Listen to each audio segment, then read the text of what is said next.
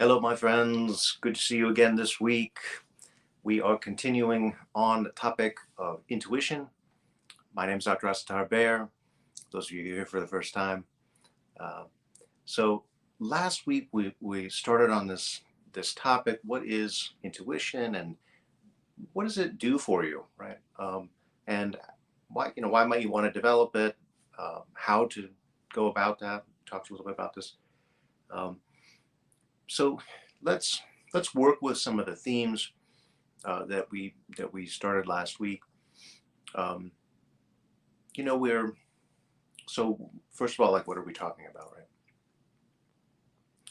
We're talking about a an impulse, a source of information. Maybe it's a desire, maybe it's a thought, maybe it's a symbol, something that strikes you.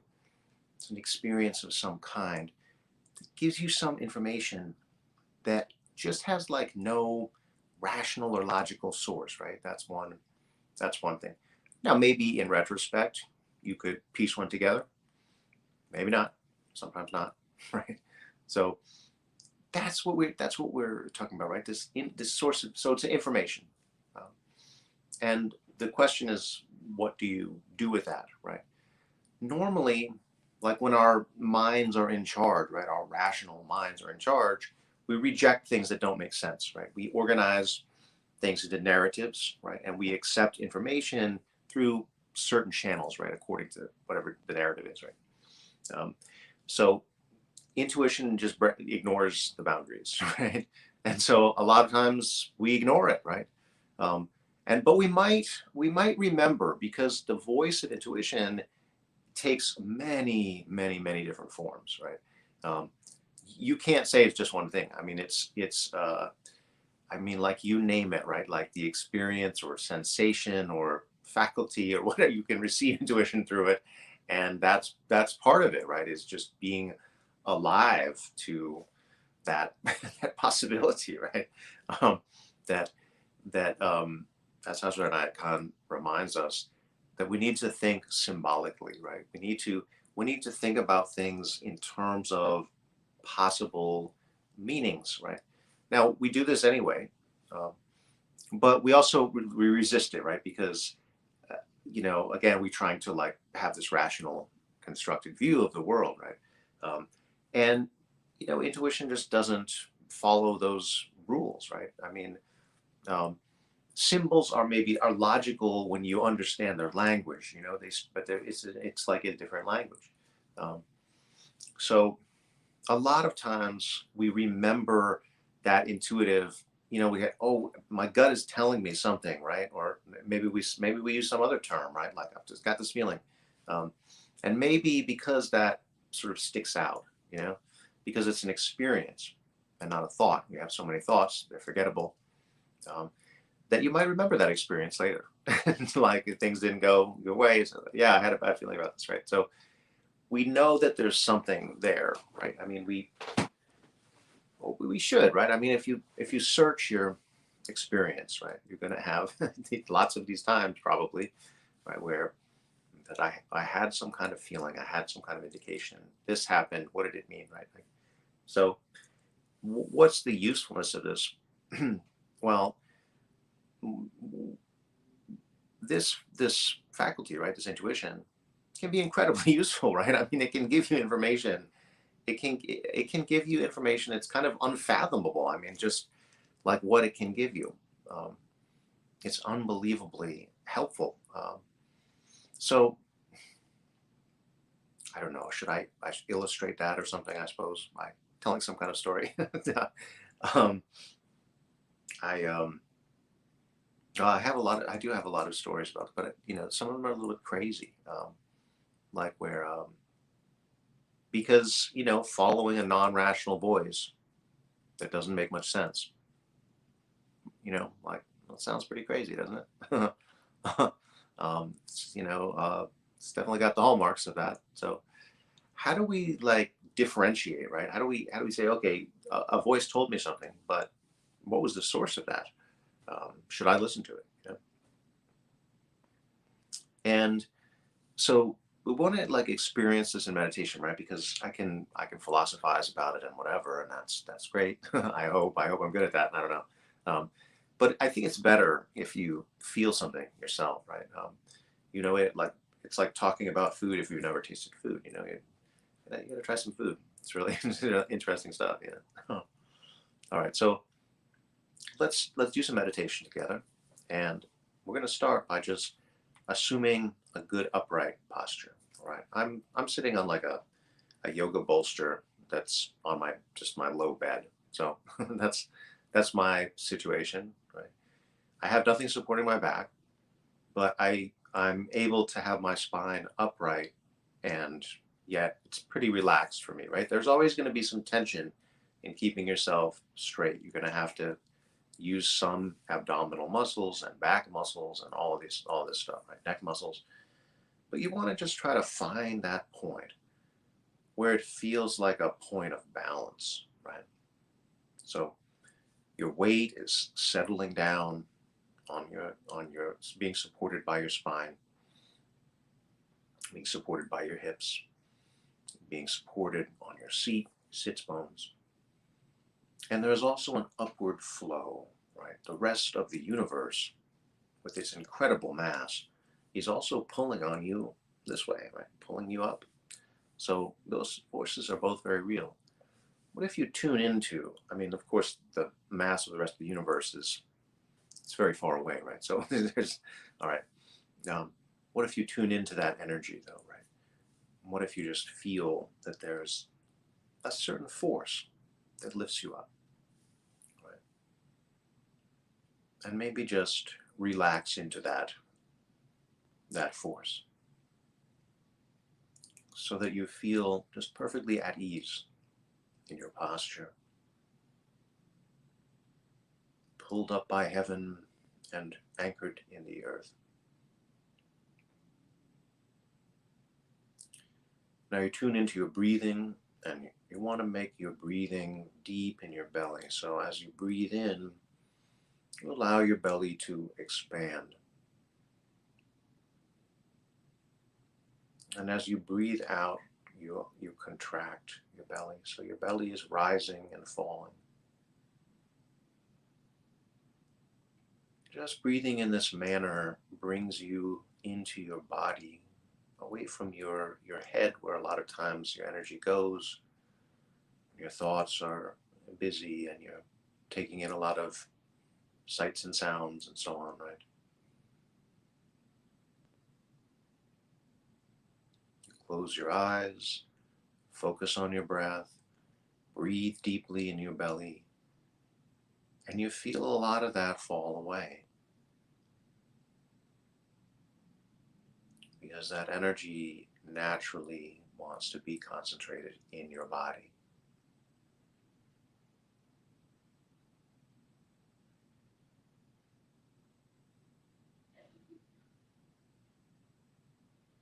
Now slow down your breathing so that a breath cycle takes longer. And do that by breathing out a little more as you exhale and breathing in a little more as you inhale.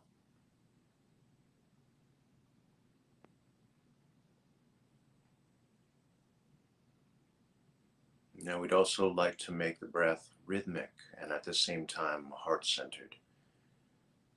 And we can do these by the same means, which is by tuning into our heartbeat and breathing in rhythm with it.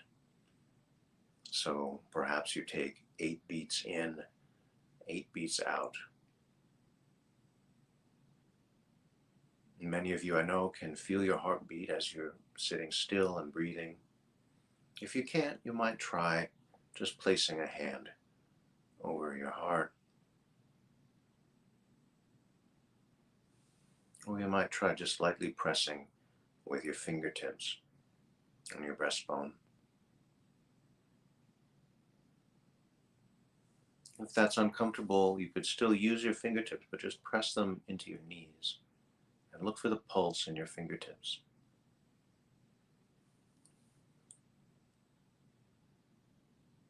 So we've made our breath now deep, slow, rhythmic.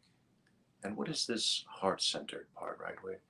let's focus on that a little bit. We're definitely using our heartbeat to keep the rhythm here, but we're focusing on that, right? And that as its source, which is, in your chest, right? But we're also focusing on the heart as an emotional body, as the seat of your values and who you are, what you believe in, what you hold sacred, what you want, what you desire. And so we're going to think of that, right? As we breathe, we're going to just consider that. What is heart? Or the place that you love from, the place of your deepest emotions. That's heart. We want that to be energized. We want that to, it's our vital self, right? We want that to be alive and be wild and free. Now, perhaps my terms might not might not express what it is to you, right? How could I? But maybe you catch some of the flavor and translate it into your own, you know, your own vibe.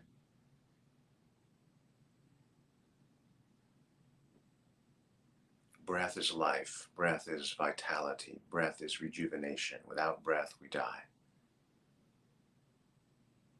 What we're doing here is we're seeking to perfect the breath, to make the breath optimal, and to use our minds to focus on breathing in a way that energizes our complete self.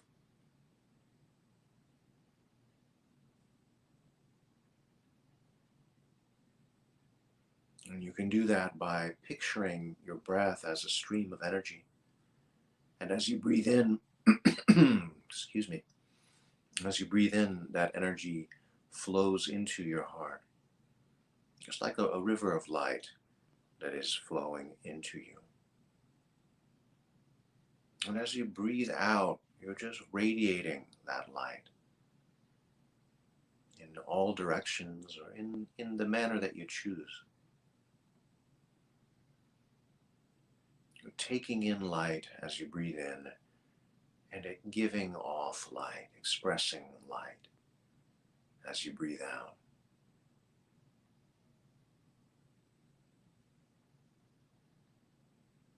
You can also think of breathing in love and breathing out love. Love can be very wonderful, can't it? And of course, it can bring us a lot of pain.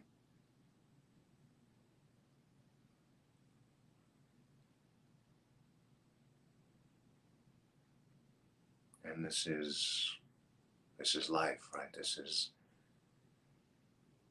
jumping into that flow and getting wet.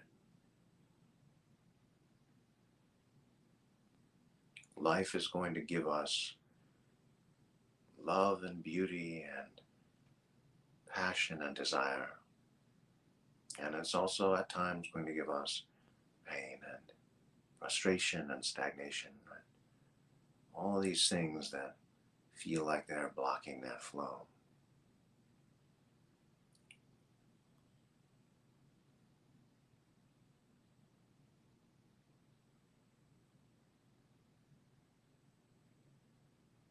By tuning into the energy of our hearts, we also learn about ourselves. We learn who we really are and what really matters.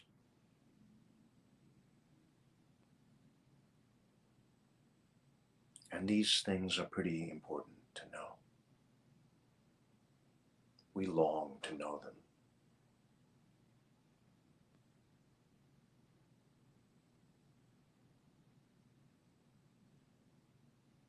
As we tune in, as we become more and more aware of the voice of our heart. And what do I mean, right? The voice of our hearts. Well, telling us what really matters, right? Helping us to spend our resources, our time, our energy on the things that really matter.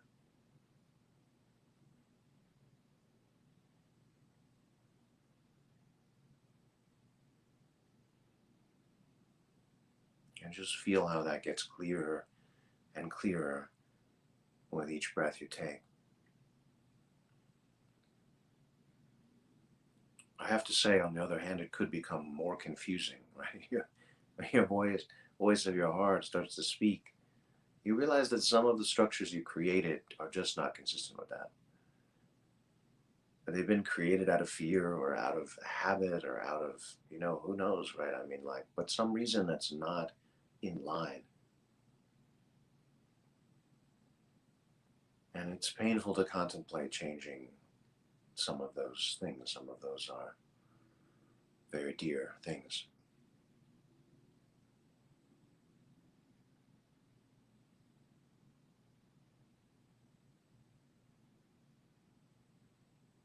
There's such an attraction to your heart. You can't ignore it. I mean, even if you try,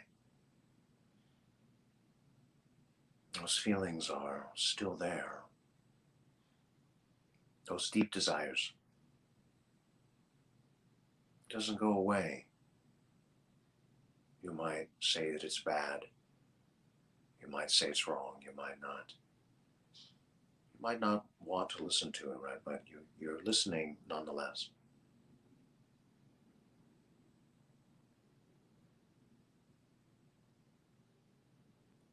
All right. So let's end our practice there.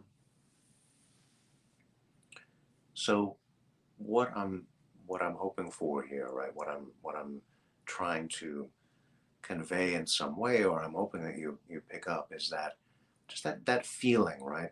The voice of your heart, and what does that voice sound like, right? What is it? It might not be actual words, right? It's, I mean, probably won't be, could be, right? When you tune into your heart in meditation, you're saying, whatever I experience right now is part of it, right? Like, and where is that coming from? It's coming from my heart, right? So you train yourself just through meditation, right?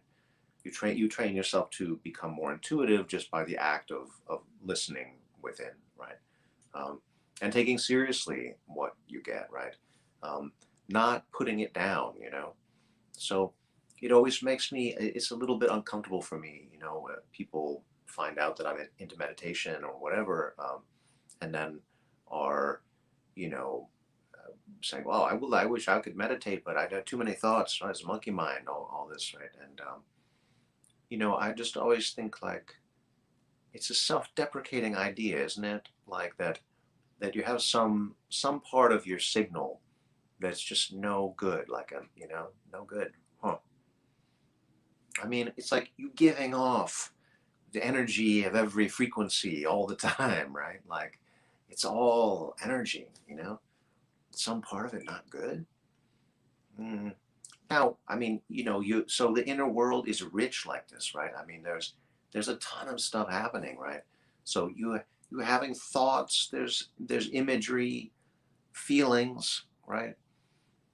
Memories, hopes, right? I mean, there's a lot going on when you go within. It's a whole world, um, and you feel like you're being tossed on a ship, right? Tossed on stormy seas. Yeah, you enter the water, an environment you're not familiar with, perhaps. Right? So, what is the voice of the heart through all this, right? What is your heart telling you when you just tune into it, right? The heart is speaking to you in longing and desire, right? In language that's without words. That's in how do you express feeling? I mean, you can try to do it in words, right? Everything you try is so limited, right?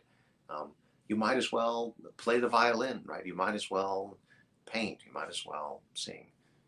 That has just as much of a shot of conveying it, right? Maybe more, right? Because it touches your heart, right? that is how we communicate things of depth and importance, right? Heart to heart. So we're tuning into this, right? And this is a hugely important part of self-knowledge, right? Just hearing the voice of the heart. Mm. Oh, I see I have some comments here from Neil Sanger, who says, Dr. Bear, good to see you, Neil. Uh, and one from Mario says, we'll meditate on this tonight. Thank you. Nice to see you here, Mario. Um, so when we tune into the voice of the heart, that, that it's like it makes all of the stuff that was noise start to sound like music, right? Because there's some kind of thread there, there's some kind of rhythm there, there's some kind of um, tone there, right? That you could cohere around. Maybe some things need to change though, right? Maybe there are some discordant notes that could be removed, right? So, but how are you going to do that without a sense of like where this whole thing is going, right? Where do you get that from your heart, right? That's where it resides. Okay. Now, why not our mind? Our mind's so clever, so smart, so logical, right? Beautiful, wonderful tool. Mm. But your mind on its own has no direction, right? Your mind can strategize. You say, hey, take me to that mountaintop. And mind says, well, I think this looks like the right path, right? But your mind is never going to tell you which mountaintop is your mountaintop, right? Um, They'll say, well, here's the pros and cons, like that's not going to do it, to make important decisions, to go by, to live your life by. A couple of pros and cons. No, you need to know what really matters to you, right? Um, that's your compass, and where does that come from, right? It has to filter up into here to produce just like usable instructions, right? Because the mind is works with thought, right? and with words, so your heart has to somehow communicate, right? In order to get you all there, right? I mean, aren't you all the same being, right? We all got to get here, like this, right? Where are we going? All right. Um, so you tune into the voice of the heart. You're working on your intuition. Now we can make that. We can go further with that, of course, by paying attention to it, right? So then I talked about last week, right? Do we listen? That's a question. Like, okay, we got this information, doesn't fit in anywhere in our like rational schema. Um, are we gonna do it? What are we gonna? Is it gonna inform our decisions in any way? You know. Um, what if there is a decision that's coming up, right? And you just don't have the information, right? To really make a reasonable choice because there's too many unknowns. I mean, isn't that like a lot of times the situation in life? Like you're not committed to going one way or the other, you know, um, but you just wish you had some more information, right? You've already examined all the information that's available, and it just doesn't seem conclusive, um, and just wish you had something, right? So that's a great time to use intuition, right? Is the great purpose for it, right? Great role for it. But the question is going to come up, like if you tune in, are you then going to do it? Um, and because that matters to yourself, right? You work with different layers of yourself here, So, if this deeper part of you has gone to the trouble to communicate, right? And you say, well, okay, interesting, but I have all this other information, and thanks so much for this, right? That's great, right? You're sending a certain message that, well, maybe that isn't really all that important, Mm. Now that doesn't mean you do everything some crazy voice tells you, right? Um, you by hearing the voice of the heart, you start hearing that tone, right? That rhythm, that whatever it is that makes it cohere. And so of something that comes from within, it's like, well, is it going with that, right? Is it coming from that place? Okay. Is it coming from my heart? Is it coming from my deepest place? And you might need to keep on asking that question, right? So you can go through a process of refinement, right? Like you get something, okay? Um, it's a lot of times it's something you don't understand. I mean, that's the way it goes. Hey, I don't understand this at all, right? So maybe you don't do it. Um, maybe you don't do it. Okay, I do have I guess, a funny story about this. This happened for me. Um, yeah, just about 2 years ago. 2 years ago, I went on a retreat, and I received the strangest intuition on this retreat, which was to grow out my hair and beard. Um, and I was like, huh, like it just didn't. It seemed okay. So these were my obstacles, right? When I got this, and this is not just a fleeting thought, by the way, right? So I'm doing like a 5 day meditation retreat. I'm meditating, all day, right? So this is like a theme. It's a repeated experience that happens over a process of days. Like I can't not listen to it, like that tune's going all the time. I mean, not all. There's other things that happen. It keeps on coming back, right? Like that kind of. So, I didn't do it right away. I have to say, I was like, because these are my obstacles. Um, I feel like it's vain. Like I don't want to be concerned with that.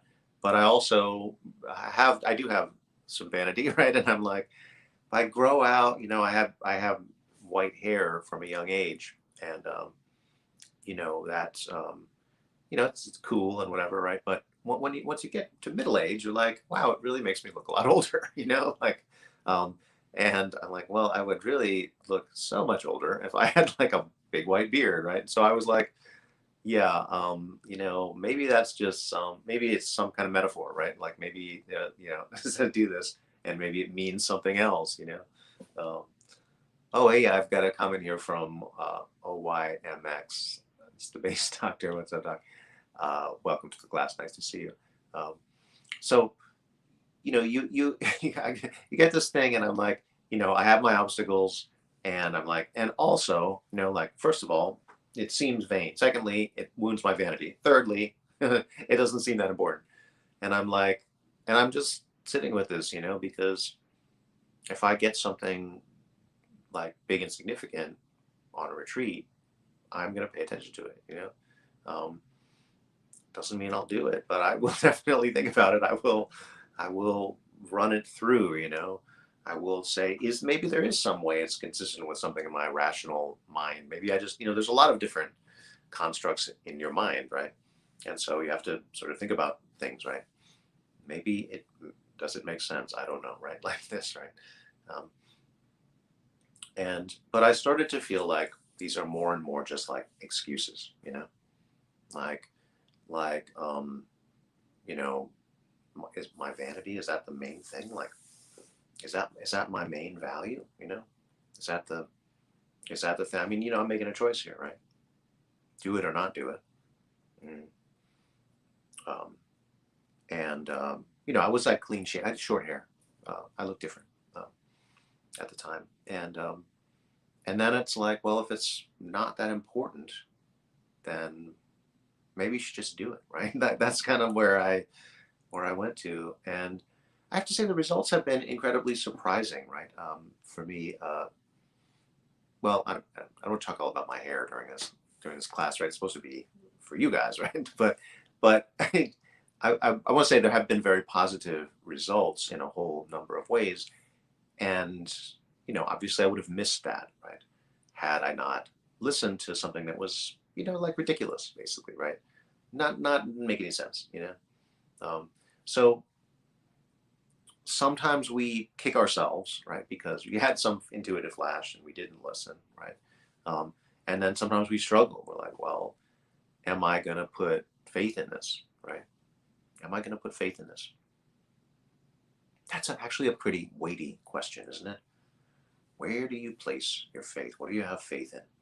What do you believe in? And not what you say. right? Not what you say you believe in, not some boilerplate.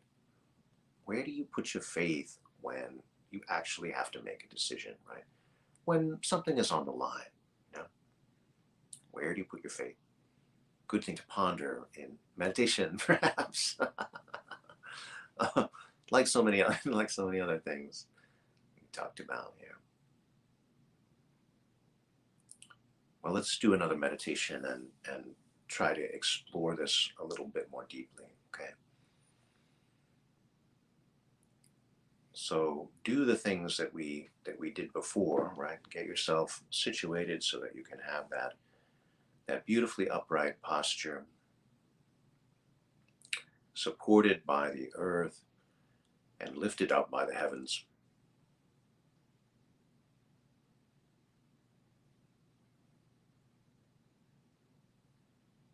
Now, one of the things that, of course, you're going to feel when you tune into your heart and you hear the voice of your heart is you're going to feel the connections that you have with those that you love. I mean, there's just so much there, so many different experiences. When someone is in your heart, there's likely to be difficulty, there's likely to be pain, there's likely to be tension, right? Along with the love and connection and kindness and so forth, right? There's going to be a very rich mix of things maybe you don't even want to get into it, right? but this is naturally going to come up because this is, we say somebody's in our heart. Um, it's energetically true, right? It's not physically true. That's not how it would work, right? But energetically, it's true, right? The fields seem to overlap. What you are feeling, I feel, you know, and that is something else. And so you're going to feel those connections, or if you're not, just tune into it now. Breathe in and receive the love, for that is what these bonds are made of. And I know there's many other things going on that it's hard to call the negative parts, and some of those parts are extremely negative. It's hard to use that word to describe it, right? Because there is often pain and sometimes trauma, you know, uh, along with this, right? Our hearts, in other words, have wounds as well. And these wounds are connected often, right? Because we can only really be hurt by the ones we love, right?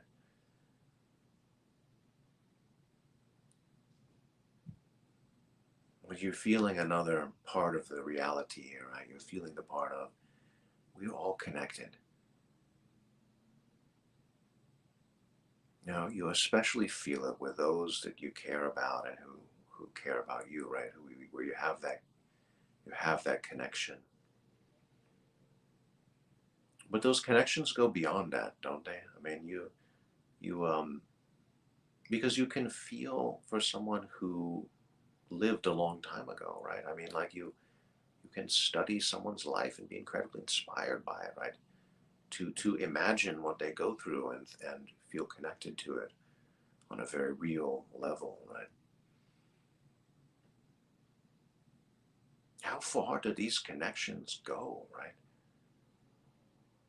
And this is a wonderful thing to explore in meditation, or you might feel this during the class. This is why I do it live. Those of you who could come live, you might just feel there's a connection that we're creating together right now. And we're all carried along by it. It's an energetic field. And the distance to it does not matter. We're not all in the same physical space. And perhaps that vibration even carries across time. So perhaps those of you who are tuning in to this later will also feel that vibe.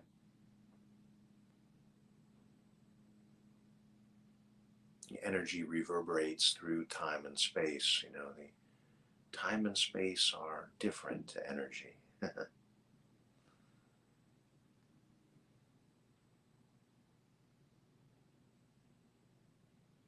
My physics teacher used to say, from the perspective of the beam of light, it's everywhere always. And I said, you sound just like my spiritual teacher. Very fond of that phrase.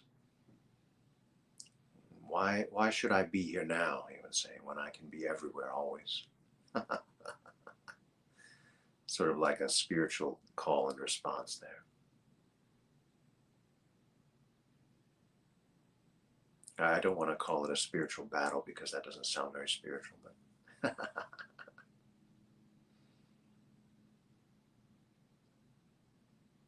can you receive intuition through this web of connections, through this sense that your heart is much larger than your own, that it includes the hearts of others? And what if you were to go further with that and really explore that as an experience? Maybe you're feeling that connection right now. Maybe you're feeling those bonds of connection, those bonds of love and sympathy, and I know some of them are painful, that it all goes together. What is it to feel those connections more and more deeply? Does it not expand your heart? Do you not start thinking about things from the perspective of another, from the experience of another? Do you not start feeling what that other one is feeling?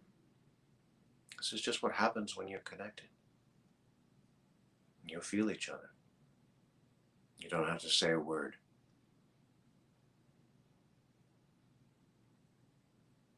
But everyone's in a different place, aren't they? Everyone's heart is different, has different energy. And of course, people have different needs. They're at different points in their development and so on, right? So what is good for me may not be good for you, and vice versa. So we can tune into this larger heart, this interconnected heart.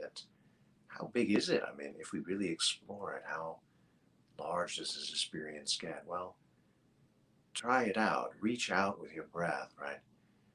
You're working with your breath now. Remember, deep in your belly is rising and falling, expanding and contracting.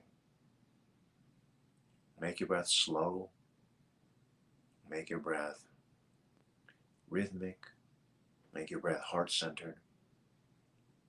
Now the final piece is to make your breath full, to make your breath much bigger and more powerful than it was before, while at the same time retaining that smoothness, that rhythm.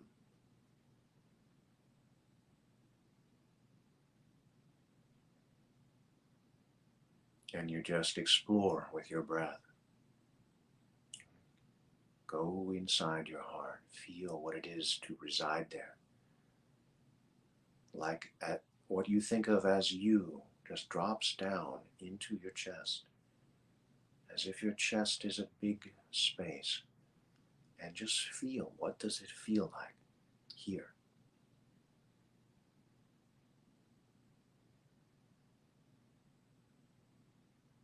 And then as you exhale, you expand that. You say, look at how big my heart is, right? Contains all of these others. What else does it contain? Are there people that you care for but don't know? Perhaps there are, right? People who you respect and admire who maybe they don't know you. Perhaps I think that's a pretty natural thing to have happen, right? I mean, these are all of the connections. There's so many of them. When you really explore it with your breath, right? You breathe in, receive that sensation from this heart, this grand heart. How far? Where are the walls? How far does this go? How far does this feeling go?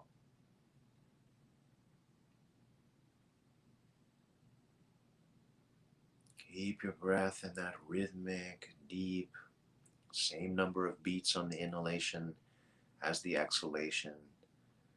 Pushing the breath out with your abdominal muscles, breathing fully, expanding your belly as you breathe in and expanding your rib cage, bringing the breath all the way up to your collarbones.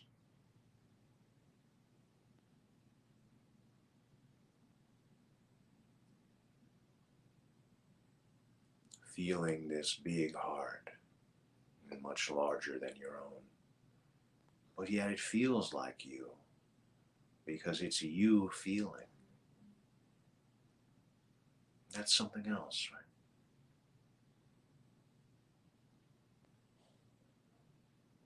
It's like I feel me, and I feel you, and I feel us.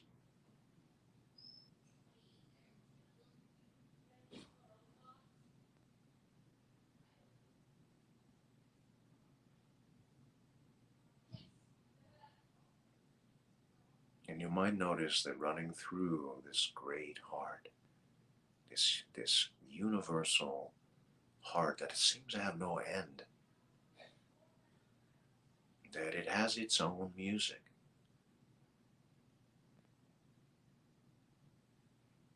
Now maybe not hearing that right now. Maybe you're not feeling that right now. Maybe that's something that you just say, oh, interesting. That's Dr. Bear says that's happening. Okay, well, interesting. We'll see. Good attitude to have, right? You stick with what's real to you right now. But things change as you explore yourself, and perhaps you begin to have that feeling. There is a kind of conductor here. Each person in this web of beingness has a certain sort of music, right? But is there some kind of intelligence? Is there some kind of coordinating rhythm that everyone feels, that everyone is responding to, right? And through that rhythm, and perhaps a few guiding tones, all right? Maybe that's all that it takes to get this together, to make it into music, to make it into something beautiful, something that coheres, something that has richness and majesty and purpose to it.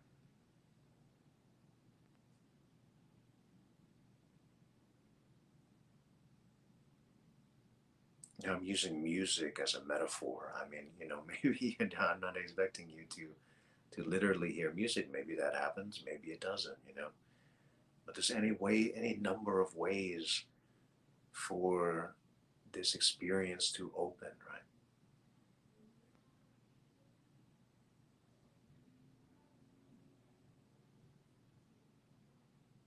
Now, how do you know when some intuition, something that you receive, if we're all connected, maybe you're just hearing a voice of somebody else's bullshit, you know? I mean, people are on the whole full of shit, right? Like, okay, you're connected, so maybe you're feeling what they feel, but maybe that's not helpful at all to you, right? I mean, maybe that's like just kind of, you know, um, that doesn't get you any clearer. That's just a different section of the mud or something, right? Like, you know. So how do you know, right? You get something. How do you know if you can really trust it, right? Well, if you've had that sense, right, that there's a music here, there is a coordinating theme, there is some kind of, you could say, some kind of conductor. This heart that has no end, what do you call that? What is that? You know, perhaps you call it God.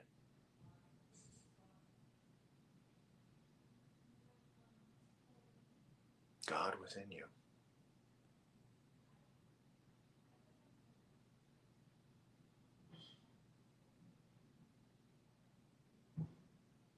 Now, maybe this experience is real to you in this moment, and maybe not. Maybe it's just some flowery words from, some weird spiritual teacher, right? We're in the flowery words business. We've got to do it. flowery words. Ignore them, you know. That's just a garnish, you know, that's a spice. What's real is what you experience. That's what's real. So the only thing that has any value in what I'm saying is what resonates within you, right? If it doesn't resonate, ignore it. You don't have to take everything here, not at all. You take whatever is useful, throw away the rest. If I say one thing that's helpful, I am elated. Take it, steal it, you know. That's your, make it yours. You have to do everything that I suggest, of course not. Do what resonates, right? But how do you know what resonates, right? Well, you feel it. You feel it in the same way that something feels good, that a note sounds good with another note. How do you know that? Well, I don't know. It sounds good, you know. You just do. Now, there is a place for interrogating that, like maybe, okay, let me just sit with that. Let me make sure I'm still feeling that. Let me, you know, you don't just check on it once, you check on it a bunch of times.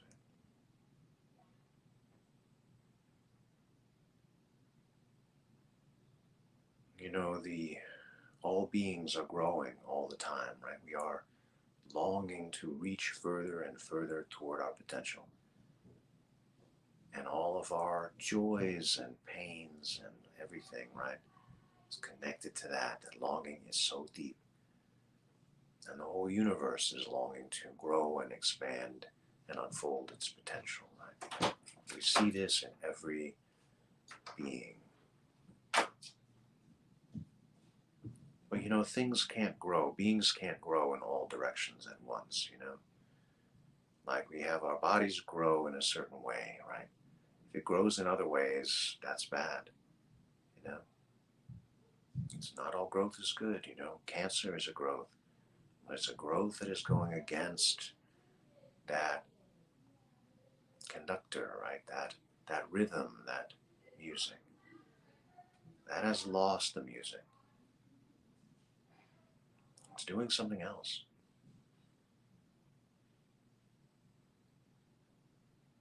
What is the solution here, right? To listen for the music, right? Go with that. Tune into that. Listen for that. I know there's a lot of other sounds happening, right? There's a lot of other experiences happening. Look for that one.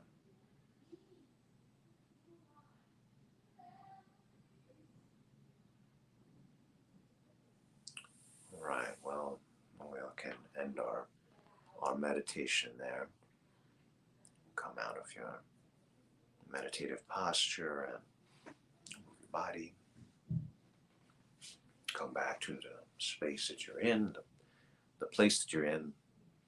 Time to be here now, not be everywhere always. That's too far out there, right? For functioning in ordinary life. Um, but we can remember, you know, maybe we can try to be here now, but with that everywhere always vibe, you know, because it's so expansive, right?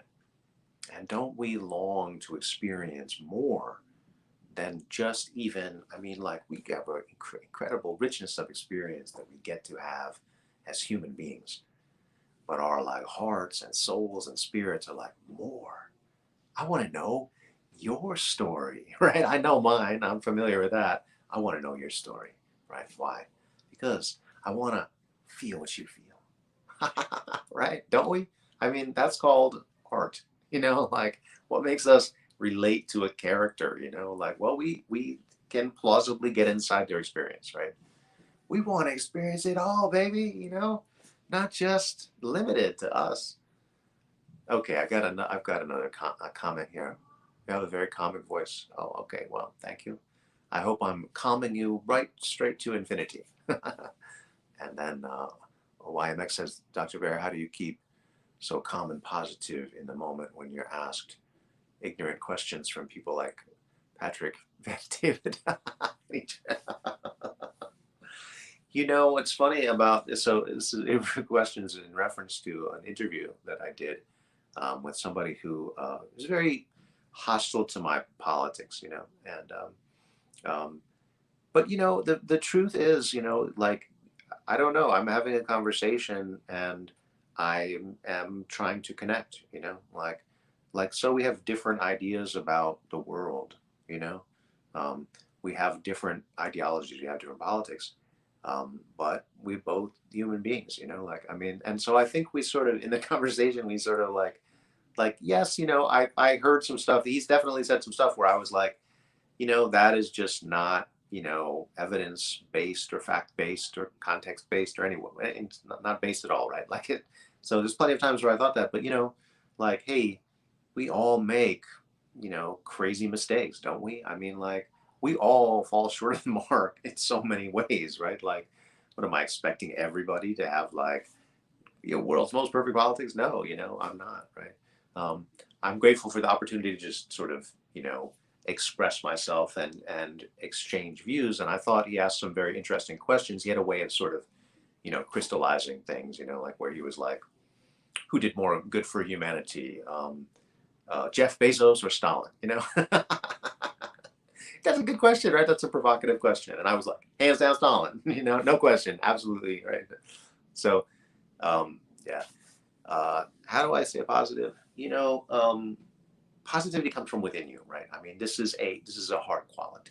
This is when your heart is strong. You feel a lot of stuff, right? I mean, like now I'm in a teaching mode, so you're not seeing the depth of my sadness right now, right?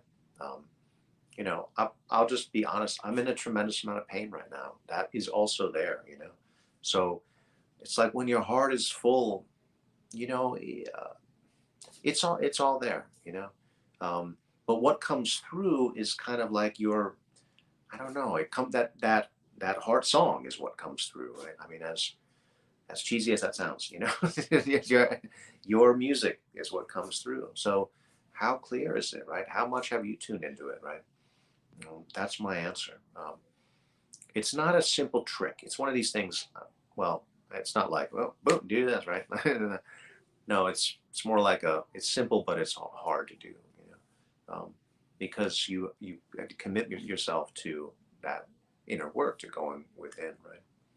Um, and oh, I see a message here from Andrew who says, "Thank you for the good content. Uh, I'm glad you're enjoying it." and you won that debate with Patrick. Oh, thank you so much. I don't I don't feel like it was a debate exactly. I feel like it was more like sparring. I'm into martial arts, so I do lots of sparring with people. Right? You spar with a certain set of rules.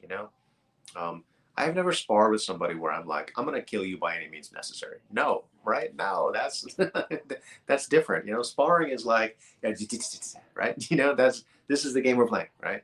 And we understand that, right? There's certain rules to it, So, I mean, that is what it is, right? I'm a guest on a show, and so we will, spar a little bit, right?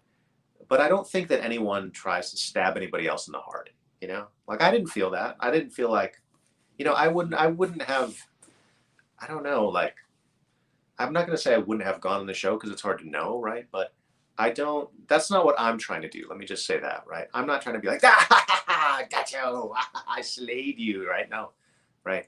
I'm trying to connect, like, because that's what it's about, I mean, and um, here's the thing about that, right? Like, do I think that Patrick has adopted my politics or whatever?